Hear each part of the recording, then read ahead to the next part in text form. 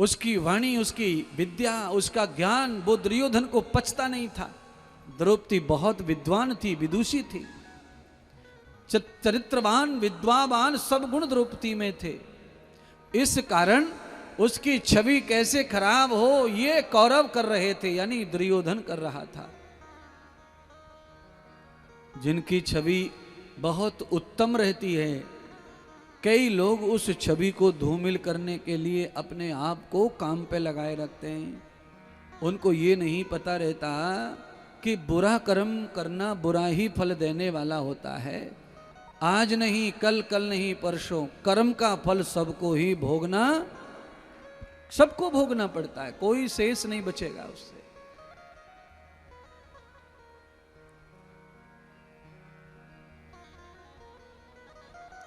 द्रौपदी का और दुशासन का साड़ी खींचने वाला जो काम है वो सब कथा जानते हो आप।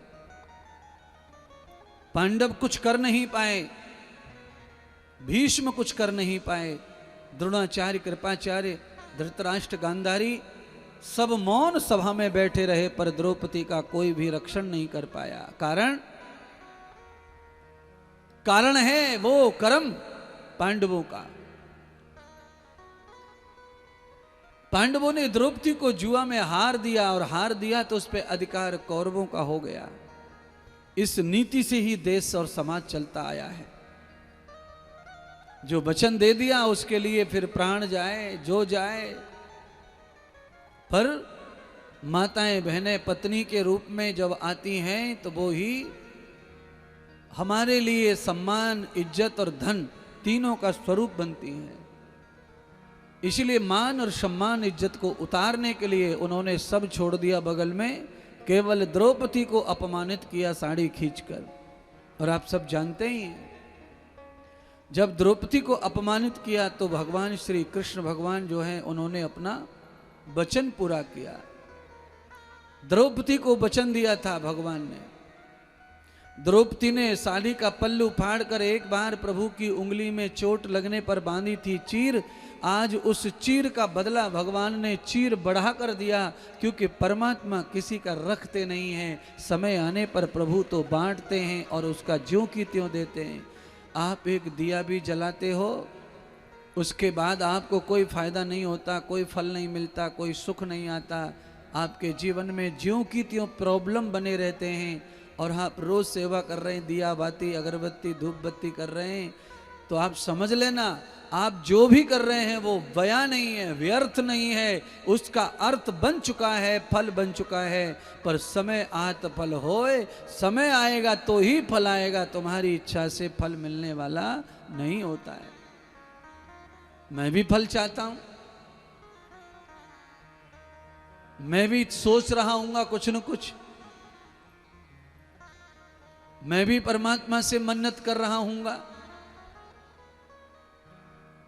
कि हे भगवान मेरी इच्छा पूरी कर दो, उसका ऐसा हो जाए, वो मर जाए, उसका घर जल जाए, उसके घर में पत्थर टूट पड़े, वो रात में सोते रह जाएं।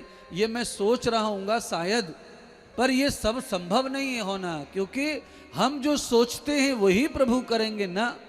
सारी जगत में परमात्मा का सबसे रिलेशन है, दुष्टों से भी, सज्जनों से भी, पापियों से भी, पुण्य आत्मा से भी। जन्म जन्मों का पाप और पुण्य सबका सबके साथ है, और भगवान उस हिसाब से कर्म का फल देते हैं। हमारे सोचने से किसी को फल नहीं देंगे। नहीं तो भैया दुनिया में कोई किसी को रहने ही नहीं देगा जिंदा। एक अगरबत्ती जगाओ, बिहारी जी में एक पेड़ा चढ़ाओ, और वहीं कह दो बिहारी जी फलाने फलाने आदमी को रात में पूरे परिवार को समाप्त हो जाए, और किसी को पता भी ना चले, सोते रह जाएं, और कल दुकान मकान शोरूम सब मेरे हो जाएं। आदमी को तो फिर क्या दे रहे पूरी दुनिया पर कब्जा करने में। और कब्जा मतलब सभी के लिए एक जैसा हो जाएगा तो सारी दुनिया ही वही करेगी। तुम करके निकलोगे तब तक दूसरा अगरबत्ती जला देगा कि मेरा हो जाए, तीसरा जला। ऐसे हो नहीं सकता है। क्यों नहीं हो सकता है? क्योंकि प्रभु के साथ में दुनिया के प्रत्येक प्राणी का संबंध है। भगवान किसी के निजी नहीं हो सकते। कर्म का बंधन, कर्म का फल स्वतंत्र नहीं है, वो परतंत्र है। हम चाहेंगे मिलेगा नहीं, हम जो चाहेंगे वो होगा नहीं। प्रभु जो चाहेंगे उस समय होगा। तुम्हारी इच्छा भी पूरी होगी, पर आज हो सकती है, अभी हो सकती है, कहो तो 2 साल ना हो, कहो तो 4 साल ना हो। ऐसा रहता है अपने कर्मों के फल का, पर फल कभी व्यर्थ नहीं है। वो अर्थ है तो वो मिलेगा, टाइम टेबल है, मिलेगा।